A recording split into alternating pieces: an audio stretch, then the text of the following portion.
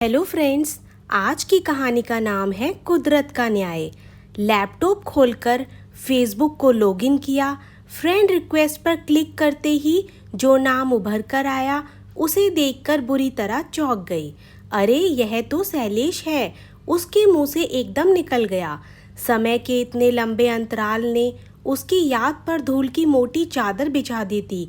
Laptop के सामने बैठे बैठे ही सीमा की आंखों के आगे शैलेश के साथ बिताए दिन परत दर परत खुलते चले गए। दोनों ही दिल्ली के एक कॉलेज में ग्रेजुएशन की पढ़ाई कर रहे थे। शैलेश पढ़ने में अच्छा था, वह बहुत अच्छा गायक भी था। कॉलेज के हर सांस्कृतिक कार्यक्रम में वह बढ़ चढ़कर भाग लेता था। सीमा की आवाज़ भी बहुत अच्छी थी, दोनों कई बार साथ भी गाते थे, इसलिए अक्सर दोनों का क्लास के बाहर मिलना हो जाता था। एक बार सीमा को बुखार आ गया, वह 10 दिन कॉलेज नहीं आई, तो शैलेश पता पूछता हुआ उसके घर उसका हालचाल पूछने आ गया। एग्ज़ाम बहुत करीब थे, इसलिए उसको अपने नोट्स देकर उसकी परीक्षा की तैयारी करने में मदद की। सीमा ने पाया कि वह एक बहुत अच्छा इंसान भी है। धीरे धीरे उनकी नज़दीकियाँ बढ़ने लगी। कॉलेज में खाली समय में दोनों साथ साथ दिखाई देने लगे। दोनों को ही एक दूसरे का साथ अच्छा लगने लगा था। एक भी दिन नहीं मिलते तो बेचैन हो जाते। दोनों के हाव भाव से आपस में मूक प्रेम निवेदन हो चुका था। इसकी कॉलेज में भी चर्चा होने लगी। यह किशोरावस्था उम्र ही ऐसी है जब कोई प्रशंसनीय दृष्टि से निहारते हुए अपनी मूक भाषा में प्रेम निवेदन करता है तो दिल में अवर्णनीय मीठा सा एहसास होता है, जिससे चेहरे पर एक अलग सा नूर झलकने लगता है। सारी दुनिया बड़ी खूबसूरत लगने लगती है। चिलचिलाती गर्मी की दोपहरी में भी पेड़ के नीचे बैठकर उससे बातें करना चांदनी रात का एहसास देता है। लोग उन्हें अजीब नज़रों से देख रहे हैं, इसकी ओर से भी वे बेपरवाह होते हैं। जब खुली आंखों से भविष्य के सपने तो बुनते हैं, लेकिन पूरे होने या ना होने की चिंता नहीं होती। एक दूसरे की पसंद नापसंद का बहुत ध्यान रखा जाता है। बारिश के मौसम में भीगकर गुनगुनाते हुए नाचने का मन करता है। दोनों की यह स्थिति थी।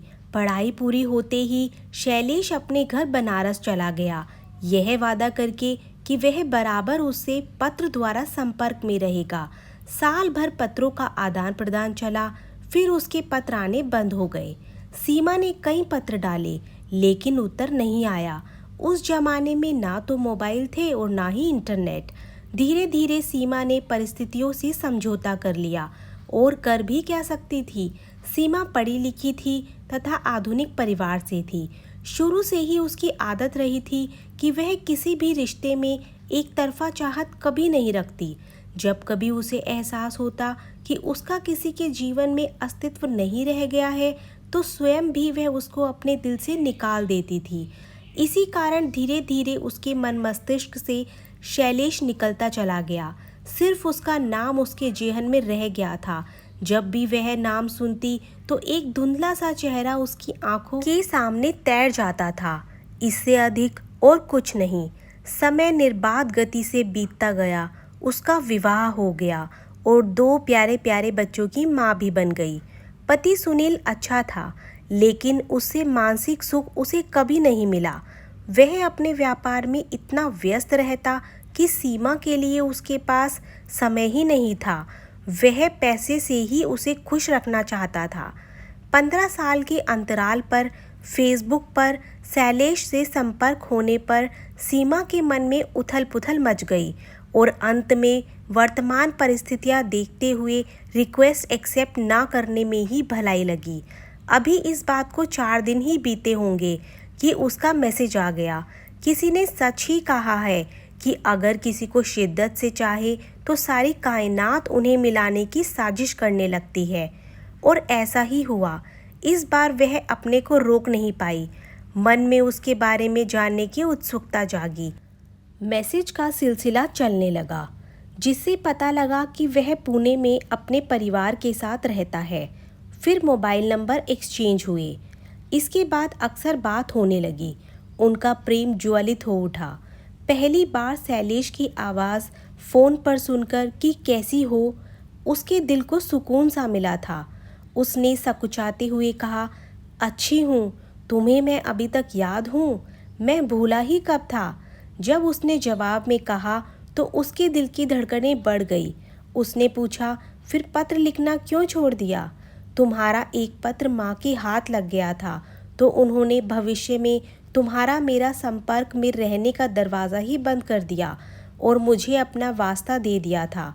उनका इकलौता बेटा था, क्या करता? उसने सीमा से कभी भविष्य में साथ रहने का वादा तो किया नहीं था, इसलिए वह शिकायत भी करती तो क्या करती? एक ऐसा व्यक्ति जिसने अपने प्रेम को भाषा के द्वारा कभी अभिव्यक्त नहीं किया था, उसका उसे शब्दों का जामा पहनाना उसके लिए किसी सुखद सपने का वास्तविकता में परिणत होने से कम नहीं था। यदि वह उससे बात नहीं करती तो इतनी मोहक बातों से वंचित रह जाती। समय का अंतराल परिस्थितियां बदल देता है, शारीरिक परिवर्तन करता है, लेकिन मन अछूता ही रह जाता है। कहते हैं हर इंसान के अंदर बचपना होता है जो किसी भी उम्र में उचित समय देखकर बाहर आ जाता है। उनकी बातें दोस्ती की परिधि में तो कतई नहीं थी। हाँ, मर्यादा का भी उल्लंघन कभी नहीं किया। शैलेश की बातें उसे बहुत रोमांचित करती थी। बातों से लगा ही नहीं कि वे इतने सालों बाद मिले हैं। फ़ोन से बातें करते हुए उन्होंने उन पुराने दिनों को याद करके भरपूर जिया। कुछ शैलेश ने याद दिलाई जो वह भूल गई थी, कुछ उसने याद दिलाई। ऐसा लग रहा था जैसा कि उन दिनों को दोबारा जी रहे हैं। 15 सालों में किसके साथ क्या हुआ वह भी शेयर किया। आरंभ में इस तरह बात करना उसे अटपटा अवश्य लगता था। संस्कारगत थोड़ा अपराध बोध भी होता था और यह सोचकर भी परेशान होती थी कि इस तरह कितने दिन रिश्ते निभेंगे। इसी तरह 5-6 महीने बीत गए। दोनों की चाहते थे यह रिश्ता बोझ ना बन जाए। यह तो निश्चित हो गया था कि आग लगी थी दोनों तरफ बराबर। पहले यह आग तपिश देती थी, लेकिन धीरे धीरे यही आग मन को ठंडक तथा सुकून देने लगी। उनकी रस भरी बातें उन दोनों के ही मन को गुदगुदा जाती थी। एक बार शैलेश ने एक गाने की लाइन बोली, तुम होती तो ऐसा होता। उसकी बात काटते हुए सीमा बोली, और तुम होते तो कैसा होता? कभी सीमा चुटकी लेती, चलो भाग चलते हैं। शैलेश कहता, भागकर जाएंगे कहाँ? एक दिन शैलेश ने सीमा को बताया कि ऑफिस के काम से वह जल्दी दिल्ली आने वाला है। आएगा तो वह उससे और उसके परिवार से अवश्य मिलेगा। यह सुनकर उसका मन मयूर नाच उठा। फिर कड़वी सच्चाई से रूबरू होते ही सोच में पड़ गई कि अब सीमा किसी और की हो चुकी है। क्या इस स्थिति में उसका शैलेश से मिलना उचित होगा? फिर अपने सवाल का उत्तर देते हुए बुदबुदाई कि ओह, तो क्या हुआ, समय बहुत बदल गया है। एक दोस्त की तरह मिलने में बुराई ही क्या है? सुनील की परवाह तो मैं तब करूं जब वह मेरी परवाह करता हो। खुश रहने के लिए मुझे भी तो कोई सहारा चाहिए। देखूं तो सही इतने सालों में उसमें कितना बदलाव आया है। अब वह शैलेश के आगे की सूचना की प्रतीक्षा करने लगी थी।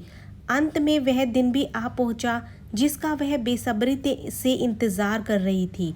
सुनील बिजनेस टूर पर गया हुआ था। दोनों बच्चे स्कूल गए हुए थे। उन्होंने कनॉट प्लेस के कॉफ़ी हाउस में मिलने का समय निश्चित किया। वह शैलेश से अकेले घर में मिलकर कोई भी मौका ऐसा नहीं आने देना चाहती थी कि बाद में उसे आत्मग्लानि हो। उसे लग रहा था कि इतने दिन बाद उसको देखकर कहीं वह भावनाओं में बहकर कोई गलत कदम ना उठा ले जिसकी उसके संस्कार उसे आज्ञा नहीं देते थे। शैलेश को देखकर उसे लगा ही नहीं कि वह उससे इतने लंबे अंतराल के बाद मिल रही है। वह बिल्कुल नहीं बदला था, बस थोड़ी सी बालों में सफ़ेदी झलक रही थी। आज भी वह उसे अपना सा लग रहा था।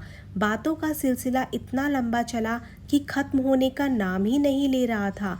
इधर उधर की बातें करते हुए जब शैलेश ने सीमा से कहा कि उसे अपने वैवाहिक जीवन से कोई शिकायत नहीं है, लेकिन उसकी जगह कोई नहीं ले सकता, तो उसे अपने आप पर बहुत गर्व हुआ। अचानक शैलेश को कुछ याद आया। उसने पूछा, अरे हाँ, तुम्हारे गाने के शौक का क्या हाल है? बात बीच में काटते हुए सीमा ने उत्तर दिया, क्या हाल होगा, मुझे समय ही नहीं मिलता। सुनील तो बिजनेस टूर पर रहते हैं और ना ही उनको इन सब का शौक है। अरे उनको शौक नहीं है तो क्या हुआ, तुम इतनी आश्रित क्यों हो उन पर? कोशिश और लगन से क्या नहीं हो सकता। बच्चों के स्कूल जाने के बाद समय तो निकाला जा सकता है। सीमा को लगा काश सुनील भी उसको इसी तरह प्रोत्साहित करता। उसने तो कभी उसकी आवाज़ की प्रशंसा भी नहीं की। खैर, देर आए दुरुस्त आए। उसने मन ही मन निश्चय किया कि वह अपनी इस कला को लोगों के सामने उजागर करेगी। उसको चुप देखकर शैलेश ने कहा, चलो हम दोनों मिलकर एक एल्बम तैयार करते हैं। सहकर्मियों की तरह तो मिल सकते हैं ना। इस विषय पर फ़ोन पर बात करेंगे। सीमा को लगा उसके अकेलेपन की समस्या का हल मिल गया। दिल से वह शैलेश के सामने नतमस्तक हो गई थी। फिर से बिछड़ने का समय आ गया था, लेकिन इस बार शरीर अलग हुए थे केवल। कभी ना बिछड़ने वाला एक खूबसूरत एहसास हमेशा के लिए उसके पास रह गया था, जिसने उसकी ज़िंदगी को इंद्रधनुषी रंग देकर नई दिशा दे दी थी। इस एहसास के सहारे कि वह इतने सालों बाद भी शैलेश की यादों में बसी है। वह शैलेश का सामीप्य हर समय महसूस करती थी। दूरी अब बेमानी हो गई थी। एक कवि ने प्रेम की बहुत अच्छी परिभाषा देते हुए कहा है कि सिर्फ एहसास है, यह रूह से महसूस करो। कहते हैं प्यार कभी दोस्ती में नहीं बदल सकता, और यदि बदलता है तो उससे अच्छी दोस्ती नहीं हो सकती। इस दोस्ती का अलग ही आनंद है। सीमा को बहुत ही प्यारा दोस्त मिला।